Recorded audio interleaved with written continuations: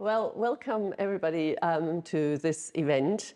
As Sarah said, my name is Bettina Reiber, and the event is to talk about with you what is it to paint a tree. And I'm going to do a presentation for about 20 minutes, and then we have some time for questions and answers. So please bear your questions in mind and bring them up later, related to the presentation or unrelated, completely open. Just to begin with, this is my work, so just that you know that's the kind of practice I do. And I think what I want to say first is that when I paint a tree, and I'm really going to talk about what happens in my practice, I am outdoors. So this is how I paint. This is in Epping Forest where these works were created. So it's quite interesting for some of you, I guess, to think, oh, wow, that was done outdoors, because that's maybe not what you would necessarily expect to happen or that they originated there. I want to show you a few images of Epping Forest just to set the scene. It's an ancient wood, and I'm always called to places that have a kind of primordial energy. And for me, that gives me a chance to tune into those kinds of levels and work with them and work from them. Then I also go on painting immersions where I go away for maybe 2 or 3 weeks at a time and just live in a shepherd's hut in a tiny house or something like that. And this is a place in Wales, in Pembrokeshire. It's called Tyrconnell, and it's a site of specific scientific interest and a national nature reserve as well, because there are lots of lichens there, 400, so it's world famous. It's of international significance, actually. So here you can see a little bit the kind of lichen moss is very moist there. And this is me painting there. You can see I work on paper. And again, the works are not maybe necessarily what you'd expect, being confronted, it's not a good word, but with the trees, then a picture like that might arise, and just the flavor of the kinds of materials that I'm using. Again, if you have questions around that, we can discuss that. Another place, and that's the last one I want to introduce you to, although I've been to many more, is the Alps. And that's a place I've been to about 12 times now. It's a really strong draw that I have. It's a magical place for me. And I'm climbing up to about 800 to 1200 meters, so I'm still within the trees. And silver fir plays a large part of my sort of visionary practice as well as beech. And now you can see a little bit, this is now in the Alps, it's a bit more precipitous than, you know, what we have in this country. And also sometimes it's a bit colder. This is to show you, I'm setting up a shelter here, and hopefully you can just about make it out inside the trees. And I think that's quite significant, that I'm actually with the trees in that way. They help me, they are my, you know, shepherds. They hug me when it's really quite challenging in terms of the weather. And so it was here, this is the setup, and you can't really see it on that screen, but it's actually snowing. So it was a really good thing to set up the shelter on that occasion. This is also in the Alps, and you can see me in action, painting right next to a big silver fir, where you can also sometimes see how the landscape falls away behind the trees, and obviously that's very much informing the whole feel of the place. That's another setup here. I'm actually focusing on this tree, which is a massive beech. And it was a weather which was like, to me, real fairy tale weather. You know, how it can be just so moist and you're in the clouds, literally. And I had to try and dry my paper underneath the shelter. You know, painting a tree outdoors has a lot of these kinds of challenges, exposure to the weather, to the wind. And also you get a very, very powerful sense of seasons, which if you live more of an urban lifestyle, you don't really, the quality of the feel, even if you just see it in photos, I think it's really very different to, you know, something like that when the weather comes in and you think, well, I better get down quick, because if that weather comes, it's going to be so slippery when I descend later on. So that's just to give you a bit of an idea of what that is, that space that I inhabit, and the places. Coming back to Epping Forest, I thought it might be of interest to some of you to see how I am actually setting up. So that's my ground sheet, and you might have noticed in my work that I work in a diptych format, i.e. 2 panels. And here I'm just putting the 2 panels together. I work on the ground. I used to use easels. I don't do that and haven't done for a long time. I want to have that kind of earthing element. Then I lay out my colors, and I do this quite meticulously, I must say, because it's the backbone that then allows me to fly free when the time comes. And it's coming quite close. I now put my first layer down, and now I'm ready. And now the question is, what do you do? And so that's a kind of a different aspect of what is it to paint a tree? What are you actually doing? The default, and here I hark a little bit into the sort of Western European tradition. The default mode in the Western European tradition is to imitate, is to copy. And this goes back to Plato, who in fact did say that art is copying nature. And the development from that is, through various meanderings. This was very much absorbed throughout the Middle Ages. And then within painting and drawing, it led to the development of linear perspective. And linear perspective and tone, the addition of tone, that's the default mode that one uses in the West. Now, I have never been comfortable with that. I've never been able physically to do it. I have like an anti-magnetism. I can't go there. So I want to show you my very first painting in Epping Forest. It's a single panel, like one of those. And you can already see it really isn't using linear perspective and tone. So now we're wondering, what is it that I'm doing?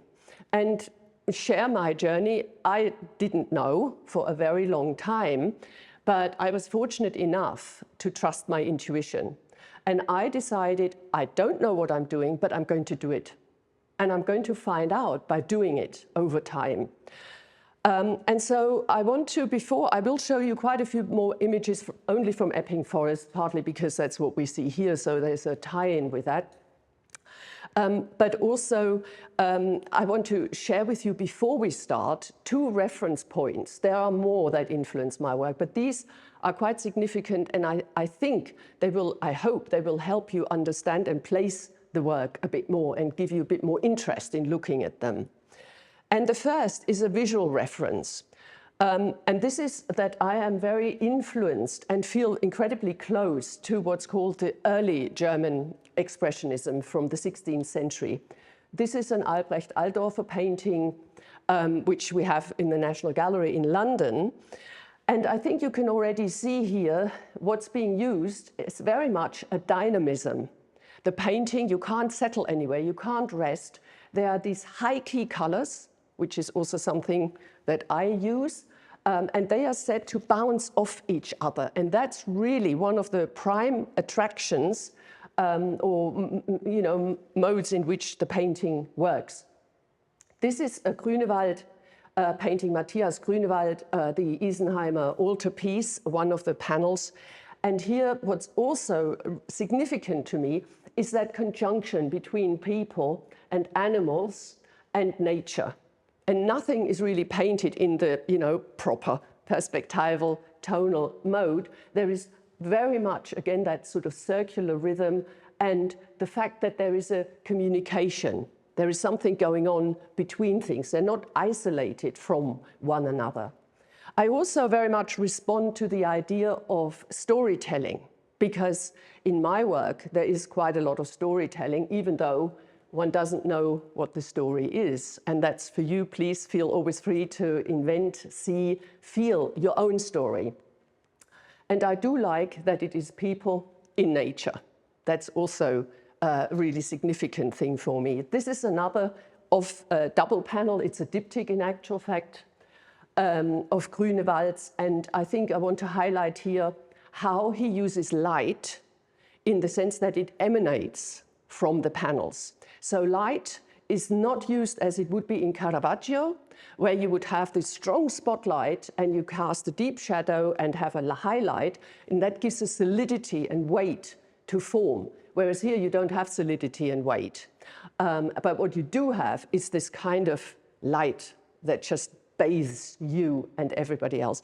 And these are things that I realized I'm doing. So we go back to my earlier work, you can hopefully see there is an allusion to trees, but they are not solidified. They move, they dance, and they kind of communicate with each other, and there is a light coming off the panel towards you, hopefully. And as I mentioned before, I wasn't aware of that. I just did it, and it's only in retrospect that I'm kind of understanding what's been going on. My other reference is a philosophical one, and that's Heidegger, Martin Heidegger, who lived from 1889 to 76 as a young man and as an older man. I think it is significant that he had this hut in the Black Forest. He was a professor for philosophy in Freiburg, which is at the foothills of the Black Forest. He got a call to become chair of the philosophical faculty in Berlin, the most prestigious job you could have as a philosopher, and he said, no thanks. I'm going to stay here, and his wife built him this hut, and this is where he wrote Being in Time, which was published in 1927 and catapulted him to international fame, phenomenology.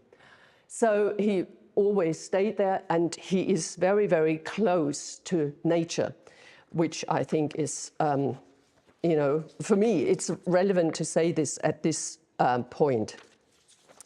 Now, I'm going to refer to some notes here, because when you talk about Heidegger, doing it impromptu is not really going to work.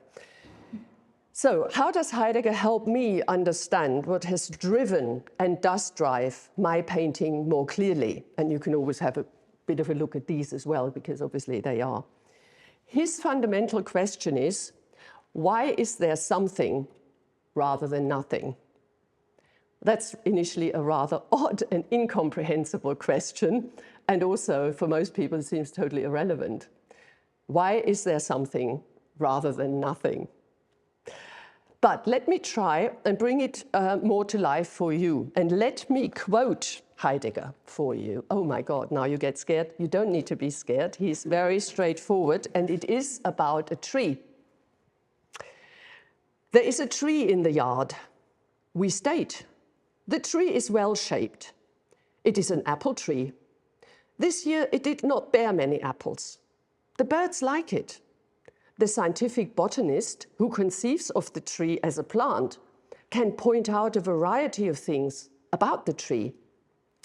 And finally, there comes along a strange and curious human being and says, the tree is.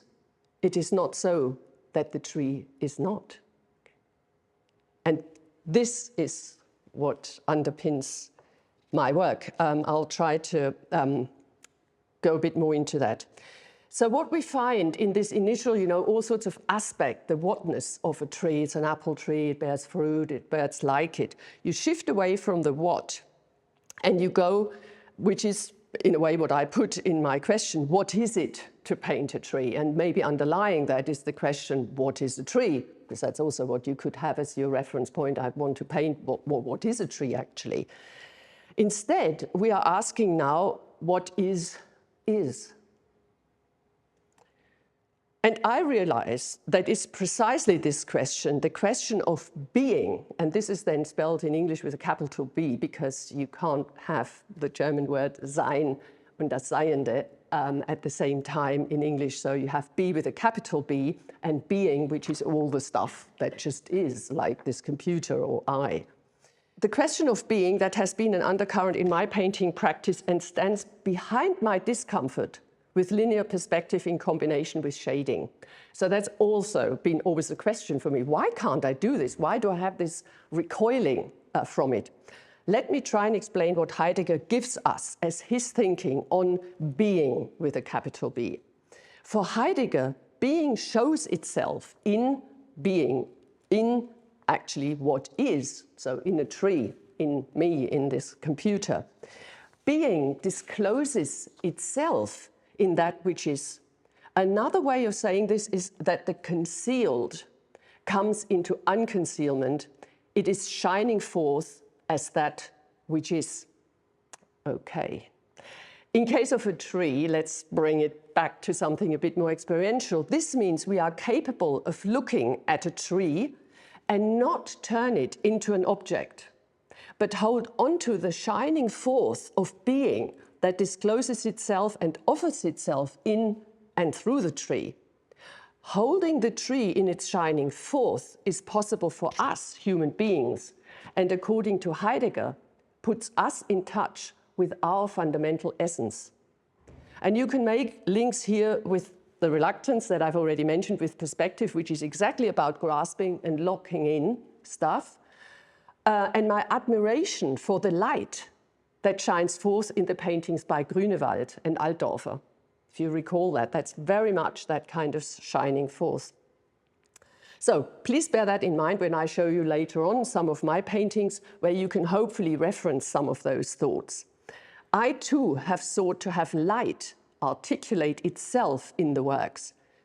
And furthermore, the ways in which whatever figuration you might see in my works remains in motion, does not rest and never solidifies.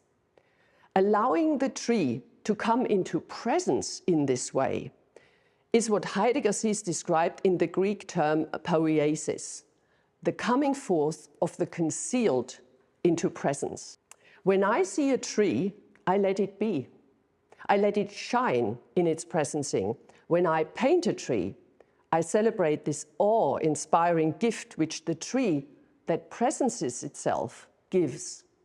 Saying it in a more ancient usage of the language, I behold being, with a capital B, that shines forth in and through the tree, and I seek to behold the shining forth in and through the tree in the painting. So, with these two references in mind, we now go to some of my work, and I hope you can see here how, yes, there are allusions to branches, but at the same time, you've got this dissolution. You also have this coming into being and almost disintegrating at the same time, this motion of withdrawal. I painted this kind of thing where the objects, if that's even a word one wants to use, disappear more. And it is much more engaged with the rhythms and the energies of the place. I did this in many different ways, with palette knife, with thick paint, with thin paint, quite directional and forceful here, quite inspired also by Auerbach, which is quite interesting. And then I, for a while, worked at that time off a white ground, and I used very, very thin paint with the idea of the light shining back from the support itself, quite a bit like icons as well, with the gold that catches the light and touches you. So that was another exploration. I then moved into opaque paint, and at some stage decided I wanted to use the diptychs because they also help disrupt this kind of idea that you can get hold of that scene and tie it down. You can't, because it's not even kind of a painting. Hopefully you can see again how the trees and the weather interconnect and move, but you cannot hold them down. Then what occurred with me was that storytelling suddenly arose. And remember, back to the Grünewald and the Altdorfer, that's very much about story in nature. I never know my story, but this one was quite a challenge. So this is looking at an oak branch. And then this wanted to be painted. I meander between those. I don't, have a plan. I don't have, this is what I'm doing. And I hope you can see here, quite often I like the idea of the light shining through the leaves, a bit like in this one as well. So again, that's got that kind of behold aspect, for me, quite a lot. And I hope you can also see in these how this sort of attempt at getting light shine off the support, come at you, has intrigued me. This was all done without me understanding what I've explained to you. I just did it, and gradually got to understand things a bit more. This is a different light quality. It's much more in an undergrowth. And then we have some more paintings that go quite into mythology. I really do invite people to see figuration in it if you want to. A lot of people say it's abstract paintings and they really like them as abstract paintings. That's fine as well. So there also occur things like that, which is now, you know, quite a tree that's there. But for me, it's the spirit and the tree at once. So it's not just an isolated object out there. This tree, I know it's a guardian tree. I've worked with it for many times, and it just wanted to be painted that day. There's also, again, if you like, more of a story. I mentioned I have in the earlier talk, we had a shamanic practice, so I do connect very strongly with spirit, also with other places. And here again, this enormous explosion of a tree just where it forks up. So the trunk would be here, and that's where it forks out, and it's just, you know, embracing things that you can't put into words that easily. And this is a more recent work where there is, in a way, maybe more of a sense of solidity and use of tone, but now the space itself becomes completely articulated, so you don't even have a horizon line. You can't place things on a stage on a normal three-dimensional ground. The spaces are ambiguous, and that's another way of coming back to something that's continuously in motion. And there is also a take on opening up to the light that falls through in a forest. And the last painting I want to show you is this one. And I mean, again, I invite everybody to see what you see, but also I see something in it. And for me, I can see this as a figure that has like a halo around it. So it's one that's very, very close to religion. To me, this is a winged figure. And this up here is a goddess figure, like the Paleolithic Venus of the Hohlefels, for instance. So this, I think, is very similar in some ways, in some understanding, to some of the work that we saw by Grünewald and Altdorfer before.